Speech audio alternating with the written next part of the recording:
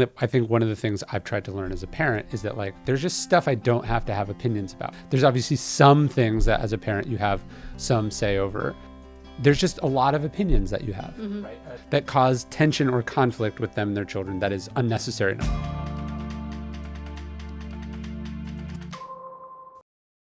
Okay, so I was doing this Daily Stoic email about some of the Daily Dad, the commenters on the Daily Dad Instagram, which I don't know. They in some ways embody the exact opposite of the kind of parent that I would like to be. Like, I just can't imagine being the kind of person that sees a post that's like, you should support your child, or is like, these kind of like inspirational, they're like cute videos or whatever. Like they go, your child's not giving you a hard time, they're having a hard time. And then they find a way to be, it's not that they're offended, it's that they're like, no, that's not true at all. Like they're like angry about it. What is that energy? Do you have any examples? Well, I don't have any examples because you and I have already talked about this, so you know exactly what I'm talking about. But I just wanted you to admit that you don't have Instagram on your phone. Why? I mean, I have no problem admitting that. You keep it on my phone, and then you just steal my phone constantly. And there's not a single time that I have ever done that. Looked at the Daily Dad post, which I was like, oh, this is great. And then found the comments to be a refreshing glimpse into humanity. No, we talk about this all the time. I pull up the Daily Dad post, look at the comments, and sometimes there aren't any, and then other times you just know. And it's like, what are you hiding from? Like, you're obviously triggered for a reason. Like, you as a person must have seen this post and been like, I messed up as a parent because I have to, like, react to this in such a big way that I need to comment about it. Well, yeah, I was thinking, like, what's it like to live with that person? And then I was like, wait, no, their children don't live with them. What is it like for that person to have authority over you? And I just feel this wave of sympathy for the children of a person who first off can't allow someone else to disagree with them on the internet, but two, has this kind of, I don't know, it's this kind of like forceful negative dad energy that I really think is the opposite of what I'm trying to write about in Daily Dad. What's it like for that person to live with themselves? Well, it's probably very unpleasant. It's probably very shame-based. It's probably very argumentative. It's probably very fragile. Reactionary? Yeah. It's probably not fun, and it's probably something that they take out on their children. Okay, so we talk about this a lot. So we see these Daily Dad posts. We try to avoid looking at the comments on our social media stuff at all because it's never good. I mean, it's good to avoid the comments on most things unless they're funny. But we talk about this a lot because it's always like, oh man, you were triggered by this. Like this is speaking to a part of your soul that you must feel guilt about if you're reacting in this way. Mm-hmm. And I'm like, what are those things for me? Because that's just the way that I think. And I had this moment with our 4-year-old the other day where we saw a kid having a temper tantrum in a store, and he goes, I never have temper tantrums like that. And I'm like, is that true? He's like, I never cry like that in public. I'm like, is that true? He's like, not in stores. I'm like, really? And he goes, okay, well, that one time in a store. And I was like, oh, and what was that like for you? And he goes through it. Okay, the leap for me is I saw a parent react to their kid in a way that didn't make me feel good because I've reacted to our kids that way. And to see another parent talk to their kid the way that like I have talked to our kids, it was like a rude awakening for me. Yeah. And I'm like, is this me seeing myself reflected back into me a way I don't like? And is that the same thing that these people are seeing in these Daily Dad posts where it's like, I'm being called out here and I don't like it? Well, the one that got the strongest reactions, I'm just remembering now, we were sitting in the studio, I was talking to Troy Baker, and I was talking about this, one of my favorite quotes from Marcus Aurelius, where he says, you don't have to have an opinion about this. You always have the power of having no opinion, right?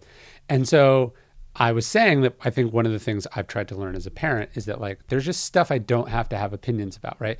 I don't have a 19-year-old, so I'm not, this isn't like, oh, you want to do drugs? Go do drugs. Like that's not what I'm talking about. But I'm just saying like I feel like there's so many arguments you can get in even with young children, so older ones, is just like you don't need to have an opinion on whether the music your kids are listening to is good or bad, right? You can have an opinion on whether it's appropriate for them or not at some point, right? There's obviously some things that as a parent you have some say over, but like there's just a lot of opinions that you have, right? That people have that cause tension or conflict with them and their children that is unnecessary and unavoidable. That seems like a pretty straight down the middle insight that we could all benefit from. And then watching the negative opinions that people had and went to for that of like, well, my kid's an it. Like you're basically like their energy is like my kid actually doesn't know anything, always does the wrong thing, and I have to tell them what is good and bad. And like you're getting the sense, oh, if you're having an opinion about this post, what must it be like to live in your house where you are an opinion machine and your opinions are so fragile that you need to enforce them on other people? Can you think of an example of something that was like your parents had a really strong opinion about when you were in high school that was not in retrospect, you were like, you did not need to have an opinion about? Well, actually I remember one later. I remember at my sister's wedding. Remember Nathan, our brother-in-law, is a vegetarian, and I remember my dad going after, like they wanted a vegetarian like wedding reception, and I remember my dad afterwards being like, I was so worried, that wasn't going to work, and it turned out it did, and I was just like it's not your event. And like there is food, like no one's going to starve to death by not having meat at one event in the afternoon. And so like, but they had clearly like gone a couple rounds about it and talked about it, and he was anxious. Like he could have done himself a favor and just not had, even if you're paying for it, not had any opinions on the food at a wedding, right? And this is later on, people get in arguments over their kids' weddings because the parents have strong opinions about how the wedding should go, right? Obviously, there was other ones in my childhood. Haircuts. Haircuts is a great example. I liked heavy metal. I didn't want like long hair, but I wanted shaggy, Isn't it long so hard hair. to let go of the hair though? Like it's like you see, like our kid likes that too, and it's like I almost am like you having long hair and looking sloppy is like a reflection of me and how I'm parenting and how I'm caring for my kids and like What's a generational thing? I care about it because I grew up hearing someone say there's something wrong with it, when really it just needs to get to a place where nobody has an opinion about it. And I do think it's interesting that I think some people become parents because they want to have opinions about shit. Like, you know what I mean? Like what they're looking no, it's forward control. They to wanna is have the control. control and Right. power over But a where does thing that that they come can from? shape. It's because and I think I've been figuring this out. Like you don't have control over yourself, and so you're just exercising control over not even you don't have control over your environment. You're exercising control over something you do have control over, which is just like tiny being Yes. or a full person. Yes. And so, yeah, I just noted, like, obviously, if we talk about anything that's remote, like if we have a quote from Barack Obama, all of a sudden these people are very mad. Not whether the quote is true or not, right? They're like sucked into an argument about it. Or if it's anything related to Dwayne Wade, because Dwayne Wade has a trans kid, then and you go, man, it just makes me feel pity for. I think what I'm becoming more attuned to and what I don't like about that energy is as you think about how fragile and small and vulnerable kids are, right? And then how sensitive they must, if that energy is making me feel gross as an adult, just like, what is wrong with this person? Why are they being so negative or forceful, or like, why do they need to tell me how wrong I am? What must that be like if you're not a confident adult? That must be very disorienting and overwhelming to be around as a little person. Right. They're not. Oh, yeah. The person is not aware of it and working on it, and like they're just the kid is absorbing it. Mm-hmm. Well, we talked about that. Like, what do you feel when the garage door opens? Oh, or you can tell. Oh, it's like when you were a kid, you could tell the mood of your parents by the way that the garage door opened. No, I thought it's an interesting insight back into what your childhood was like if you try to imagine what your feeling was when you heard the garage door opening, Okay. right? And so I imagine the kind of parent that we're seeing comment on these posts, that's not good energy when they hear the front door open or someone coming up the steps. You're like, oh, here's mom or dad coming, and it's going to be a critical conversation. It's going to be a judgmental conversation. It's going to be telling me what to do, telling me what I shouldn't be doing. Like, that's the energy. Yeah. And it's not like your kid should be like, mom's home, time to party, right? Like, that's probably not the right vibe either. But like, why we're talking about cultivating a sort of, we're talking about just being a tiny bit chill. And, We're talking about like taking a deep breath and just trying to look inside a little bit before you like hang out with your kids. That's it. What if I try to be empathetic to those people? Also, it's like, they probably have a job that's not fun. They probably have a boss with bad energy, right? They probably had parents who had similar energy. We have like the most fucking chaotic energy. You and I have the most chaotic. It's a different problem we have to talk about. We have to work so hard to be chill around our kids. But just like when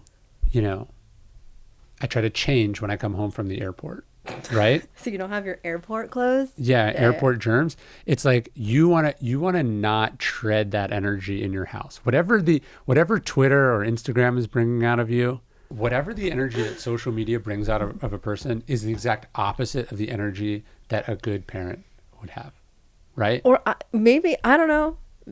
Could be some really positive things that you get out of social media, but like whoever these people are that are commenting on Daily Dad are not it. The energy of the YouTube comments to people who are like whatever YouTube energy is and Twitter energy is, and I would say Instagram comment section energy is the opposite of what you're trying to cultivate as a parent.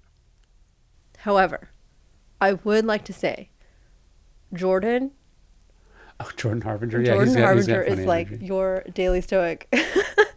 Well, I think he's responding to the same stuff. He's like, what? Who is this? Yeah. What are you talking about? And you do get, I think you also get the sense, your point is like they're clearly triggered or they clearly feel guilty about something. I think it's an energy of not, in the parenting domain, not being challenged. Right? Like being unquestioned. Like their views, how it was when they were growing up, what they were taught. And then you're looking at this clip that's saying like, have fewer opinions or, like root for your kids or like, give them a mental health day or, all like, kind of like just see them as people. Yeah. And they're like, I feel so attacked. They're like, no, they're a part of me. I will treat them the way I want to. Yeah. And then like, I just want those people to know that we are sitting over here silently judging them for being sad. Like, sir, people. This is a Wendy's. And we feel bad for your children. Mm-hmm. This is a Wendy's. Who are you talking? Like this isn't a discussion. Like this is a one-way conversation. This is true. This is a fact that people smarter than you have come up with. Not me, but people smarter than you have come up with. It is a fact. No one said, tell us what you think about this, or tell us how you bully your kids differently. Like, what are you talking about? Shut up. Listen. It's like, if you have a strong opinion about this, then you are the definition of who this is for. Anyways, rant over.